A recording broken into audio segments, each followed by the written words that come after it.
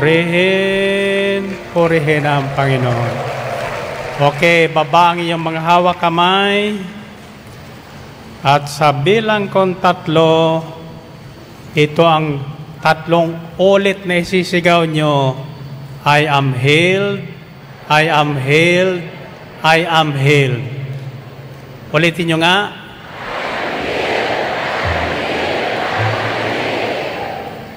Isa, dalawa, 3. Purihin ang Panginoon. Okay. Makakaupo tayo sandali at may ilang akong ibig sabihin sa lahat ng nakikinig ngayon. Ang sabi ng Diyos, ito ang sabi ng Diyos, aking ililigtas ang tapat sa akin. Ang sabi namang tao ay ano? Huwag kayong mag-prayer meeting. Bakit? Sapagkat may kumakalat na salot ngayon. Ang tanong ko ay ganito, sino ang inyong pakikinggan at susundin? Ang sinabi ng Diyos o ang sinabi ng tao? Ang tanong ko ay bakit? Bakit? Unang itanong nyo, bakit, Brother Mike, nagbago ka ng pwesto?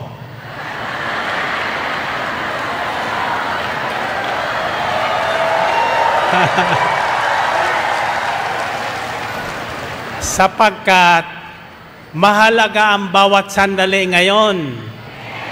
Kung nandun ako sa pwestong ngayon, ilang sandali ang nawawaglit sa aking paglalakbay. Malayo, di ba? Subalit, ang totoo, hindi malayo ang ating Diyos.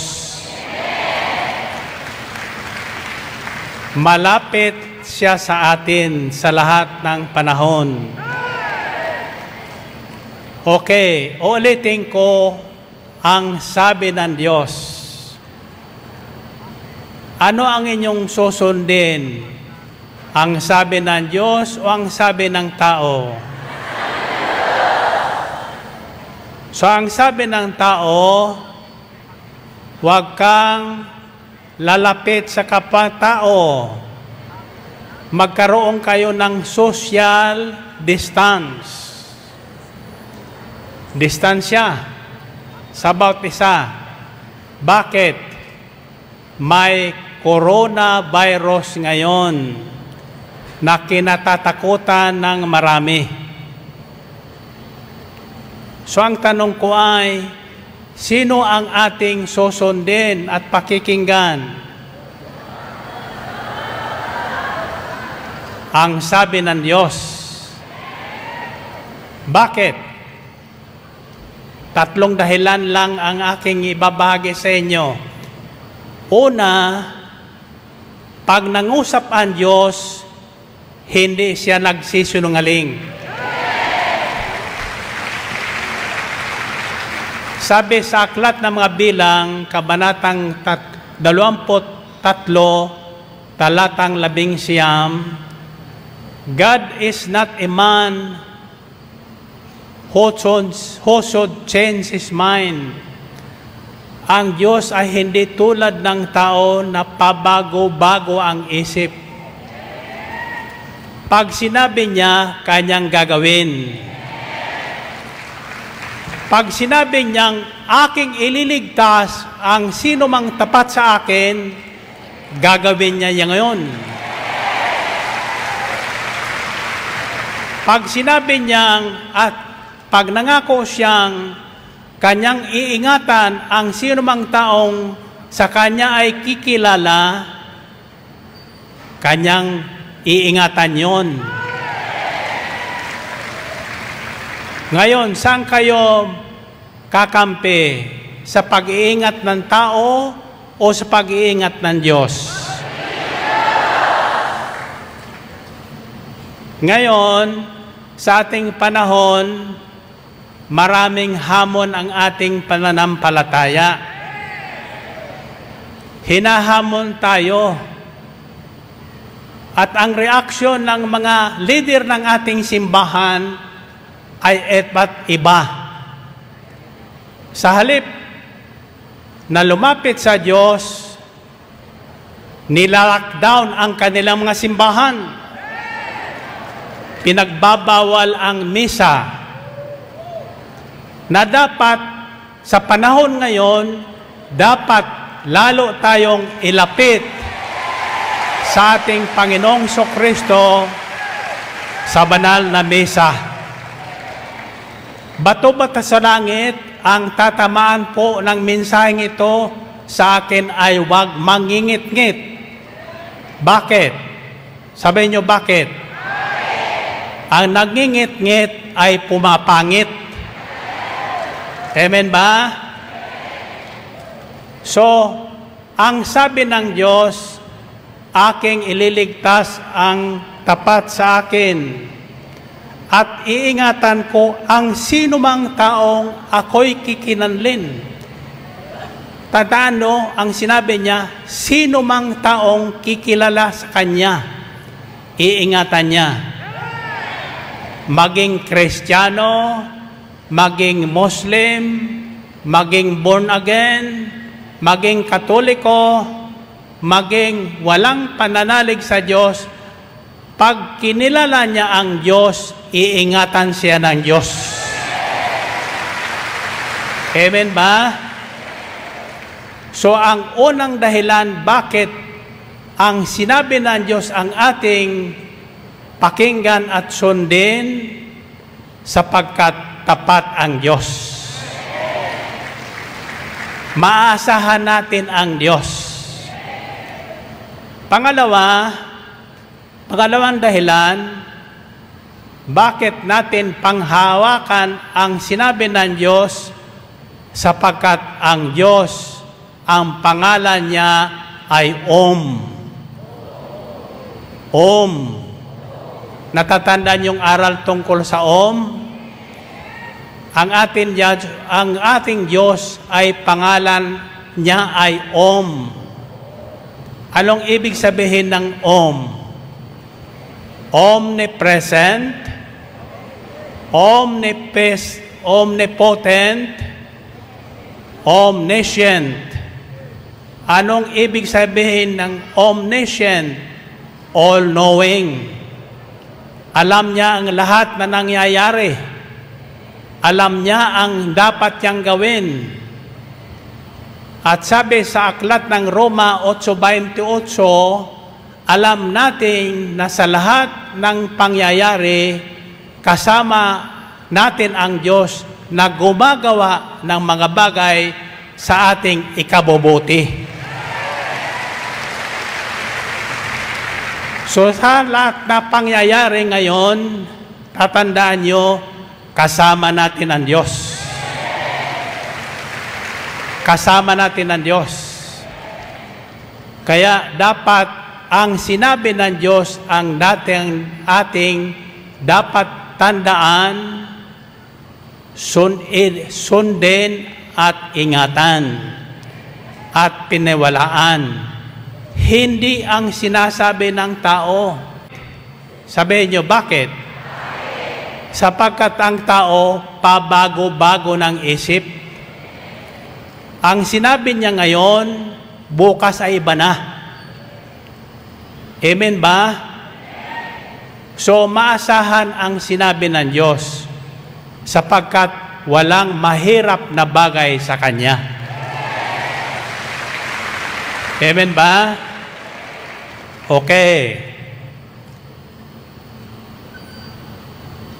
Kayo ba'y naniniwala sa sinabi ng Diyos?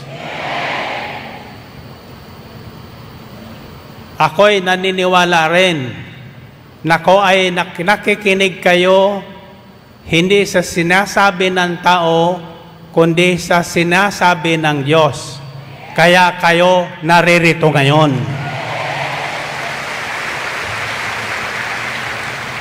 Yung mga wala dito, ano matatawag natin sa kanila?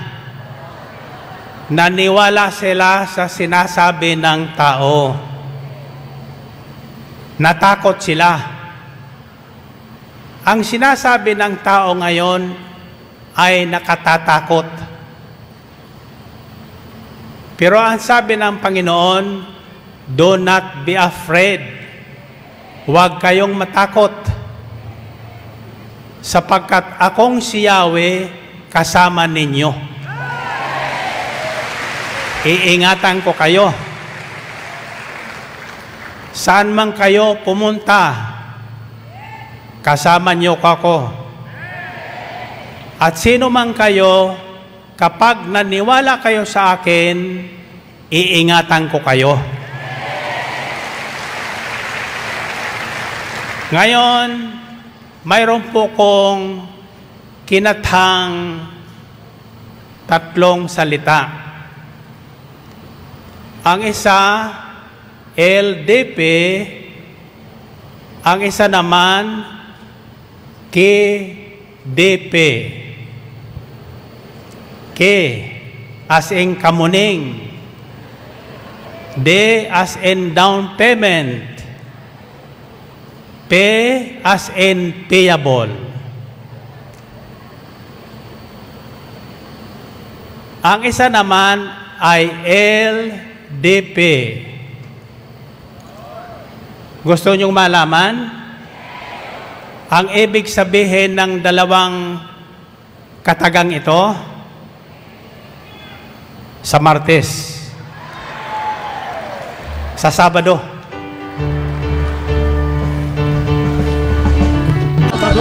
Babalik tayo. Tuwing kailan? Tuwing Martes at Sabado. Babalik tayo. Tuwing Martes at Sabado. Purihin ang Panginoon. Okay. Hindi ako nagmamadali, ha? Kaya lang, mayroon daw curfew ngayon mulang hating gabi.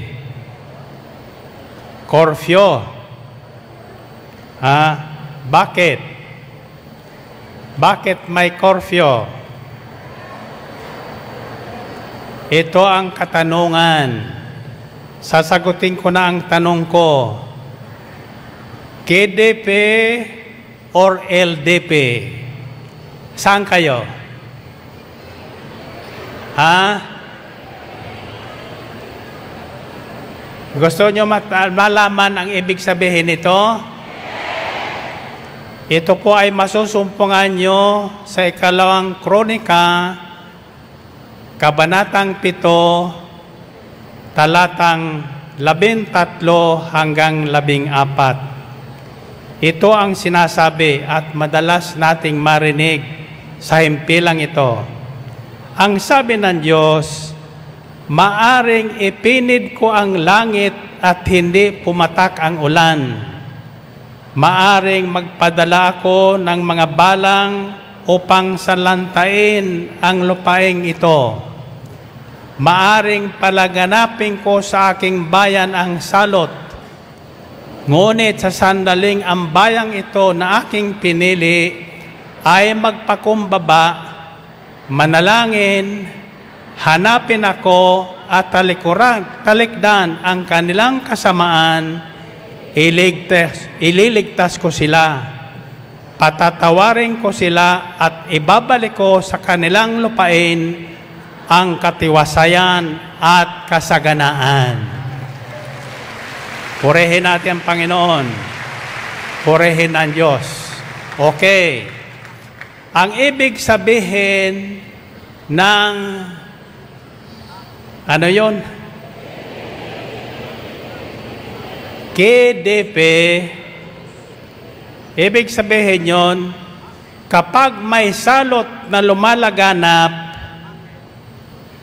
ang kailangan natin ay lumuhod at manalangin. Kneel down and pray. Kneel down and pray. Ano naman yung LDP? Ito ang gawa ng mga tagamundo. Ang sabi ng Diyos, lockdown and panic. Narinig na yon? Lockdown and panic. Pag sinabi mong do not panic, lalong magpapanik ang tao. Kaya ang si Sister Belen, magsashopping, mamalingkit sana sa SM kahapon. Napakahaba ng pila. Bakit? Panic buying. Nagpapanik ang iba. Bakit? Magkakaroon ng lockdown. Anong ibig sabihin ng lockdown? Sasarhan ang lahat ng pintuan para hindi ka makalabas. Anong pipiliin nyo? Lockdown and panic o kneel down and pray? Pag ginawa natin yon, ang sabi ng Diyos, ito ang kanyang gagawin. Ngunit sa sandaling ang bayang ito na aking pinili ay magpakumbaba, manalangin, hanapin ako at talikdan ang kanilang kasamaan. Ililigtas ko sila, patatawarin ko sila, at ibabalik ko sa kanilang lupain ang katiwasayan at kasaganaan. Amen ba? So, don't get me wrong. Wala po kong pinatatamaan. Ang sinasabi ko lang, ang mga hamon ng ating pananampalataya ngayon. Hindi ito isang pagsubok. Hindi tayo sinusubok ng Panginoon sapagkat nasubukan na at ginawa na ng Diyos ang dapat nating gawin. Ngayon, anong hinahanap ngayon ng mga tao? Ang coronavirus. Ang sabi ng iba, ganito po yon. Hindi po lockdown ang aming gagawin. Ano daw? Quarantine. Quarantine. Ngayon, makinig po kayo ng mabuti. Ang utos sa atin sa Biblia ni San Pablo, ipanalangin natin ang mga namumuno ng ating bayan. Kaya tayo nagtitipon ngayon upang manalangin. Yes, mapagpalang araw po mga ka-pray partners, at ito pong gawain na to ay playback noong March 14, 2020, at ang yung nga pong panahon na to ay pandemic pa.